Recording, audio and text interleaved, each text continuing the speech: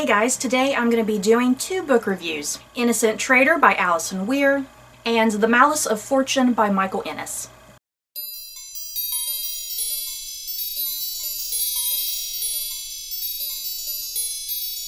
Innocent Traitor by Alison Weir tells the story of Lady Jane Grey, an intelligent and wise girl born of a father and mother who are ruthless in their ambition for power and influence. Jane has no desire for power herself. She would gladly prefer to read and study, but after the death of her cousin, King Edward VI, Jane is suddenly the pawn in everyone's greed for power and finds herself forced to accept the crown of England. You guys, I know the history of Lady Jane Grey. I knew the ending would be depressing, but god damn it. Alison Weir, wow, she just crafted, once again, another marvelous historical fiction piece. I absolutely loved this book. So if you are not aware of Lady Jane Grey, she was the great-granddaughter of King Henry VII through his daughter Mary, his youngest daughter Mary. So Lady Jane Grey, she essentially lived through the reign of King Henry VIII and then the reign of her cousin King Edward VI. And she was pretty much forced to be a queen to keep her other cousin, Mary Tudor, from becoming the next Queen of England, because there was all of those issues back in the day between the Catholics and the Protestants, and nobody wanted Catholic Mary Tudor on the throne. At the time, Lady Jane Grey was considered a very strong and devout Protestant, the ideal leader that the Protestant Reformation were looking for. And if you also aren't aware of the history, Lady Jane Grey, she was only queen for 9 days, and she was executed when she was 16.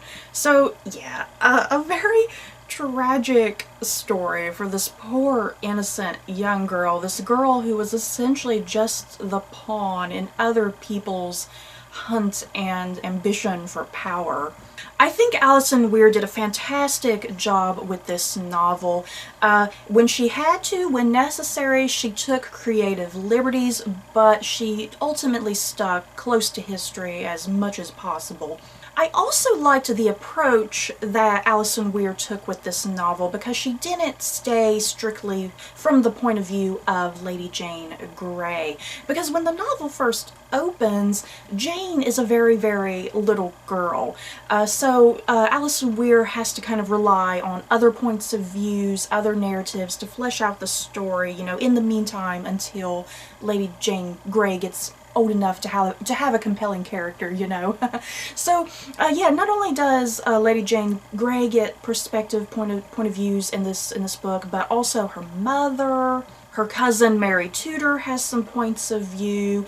Even Henry VIII's sixth and final wife, Catherine Parr, gets some points of view. But yeah, quite a number of people who get some points of view, which I think really helped to flesh out the narrative of this story and flesh out the turmoil of this time period, this whole dilemma of Catholic versus Protestant, and all of these people essentially vying for power, and this poor girl having to take the blame for everyone's stupidity. But yeah, in using all of these other various different points of view, it's a nice way to clue something into the reader, you know, something that Lady Jane Grey herself would not be privy to, that she would not have any sort of knowledge to. But yeah, it's a nice way for us, the reader, to know what's going on.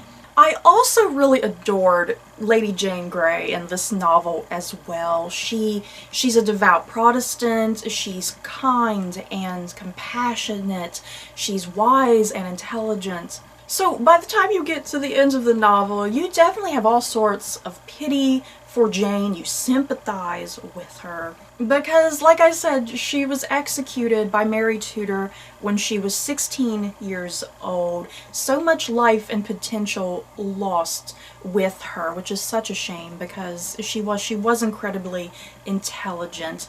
So overall, if you cannot tell, I freaking loved this book. Easily one of my favorites of the year so far.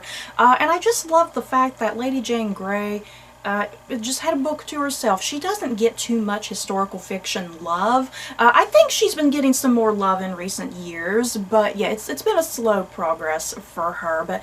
But yeah, if you aren't aware of Lady Jane Grey, I highly recommend picking this book up. It's really easy to get into. It has a really good pacing. It's never dull and boring. So yeah, I think this is a really nice place for someone to start if you're looking for a good starting place with Lady Jane Grey. In The Malice of Fortune by Michael Ennis, Vatican courtesan Damata is ordered by Pope Alexander VI to discover the truth about the murder of his son Juan Borgia. Damata becomes a pawn in the political intrigues of the Pope's surviving son, Cesare Borgia, also known as Duke Valentino, whose own life is threatened by mercenary warlords.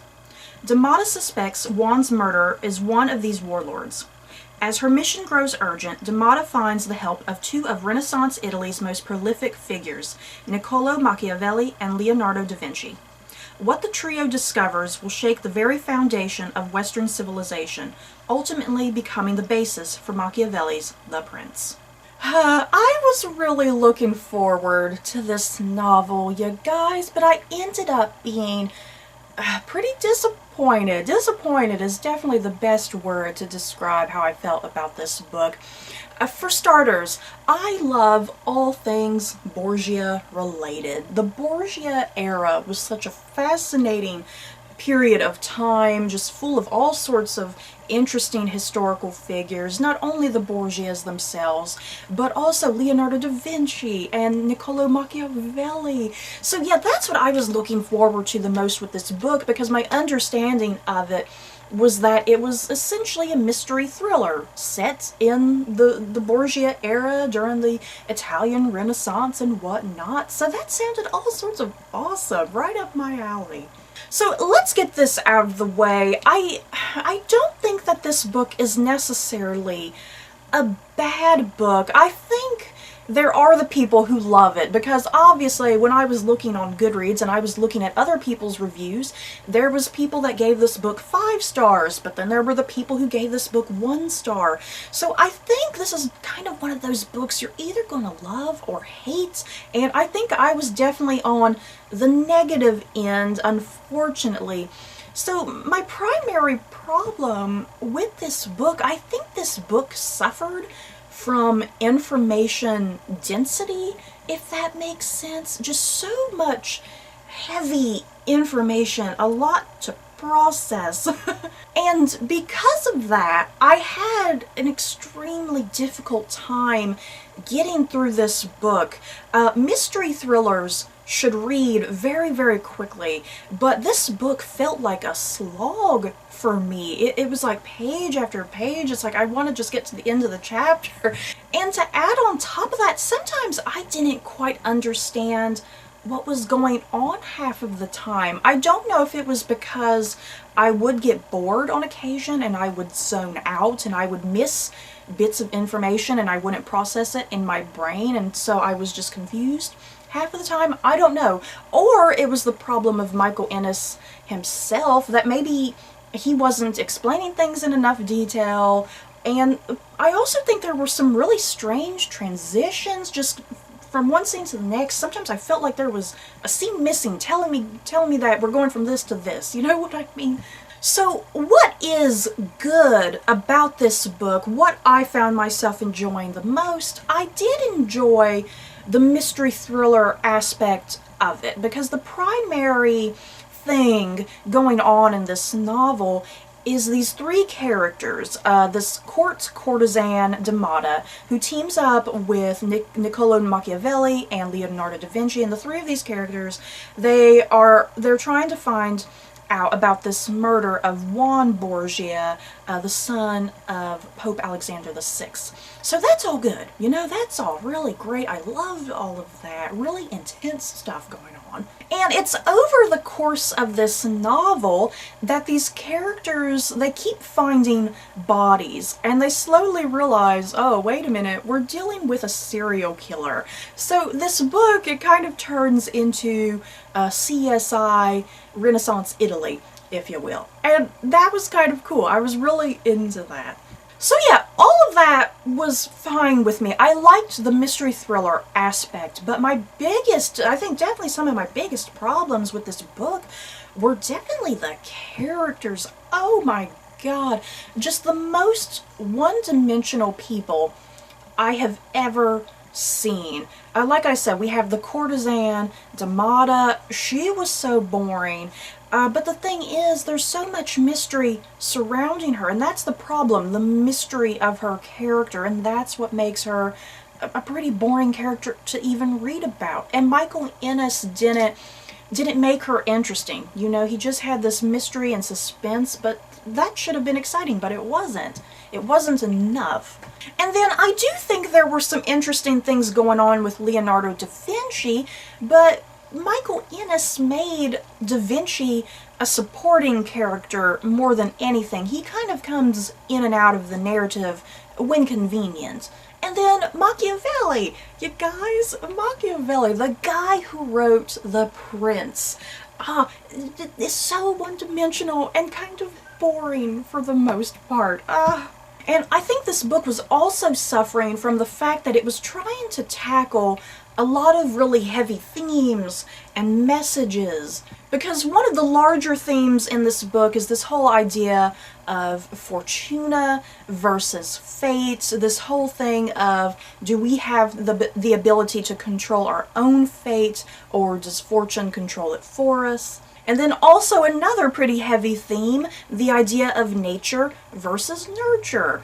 And it's like, all of these things should have been good, you know, fortune versus fate, nurture versus nature, just not good. You know, none of this was good. It wasn't really coming together in a cohesive fashion. And then another plot point that was driving me insane, Michael Ennis kind of throws in this relationship between Machiavelli and Damata, which, seriously, it came out of nowhere. It didn't really make any sense. It kind of ruined the flow of the narrative in some ways. Really kind of messy, really sloppily done, I want to say. And I haven't mentioned Cesare Borgia yet, aka Duke Valentino. I did really enjoy Michael Ennis's interpretation of Cesare Borgia. Definitely a version of Cesare I've not really particularly seen done in historical fiction like this. He was definitely one of the most compelling and interesting characters, that's for sure. I wish I could talk about him, but it's a lot of spoilers in the grander scheme of what's going on in this book. But yeah, definitely some excellent plot twists with Cesare Borgia. And that's the thing about Cesare Borgia. If you know anything about The Prince by Machiavelli, Machiavelli based a lot of his content in The Prince on Cesare Borgia. Because that's ultimately what this book is about. Not only is it a mystery thriller and all of this murder and a possible serial killer running around, it's also kind of explaining Machiavelli's inspiration for The Prince and how he comes to write it by the end of this book. So yeah, I just don't think this book was entirely for me. Like I said, you're either going to love this book or you're going to hate it. I strongly recommend looking through Goodreads reviews and see what's kind of clicking for you. But yeah, this book, parts of it were good, but I think a good majority of it just wasn't to my liking. I was confused and bored more than anything. Just so much wasted potential, in my opinion, which is a shame. But yeah, if you love historical fiction, if you love the Borgias, you might want to check this out. So yeah, you guys, that's it for these two book reviews. In the comments below, have you guys read either of these books? Do you want to read any of them in the future? So that's it for this video. I hope you guys enjoyed. Don't forget to like, comment, and subscribe. And if you like this video, you may like these other videos. Bye, guys.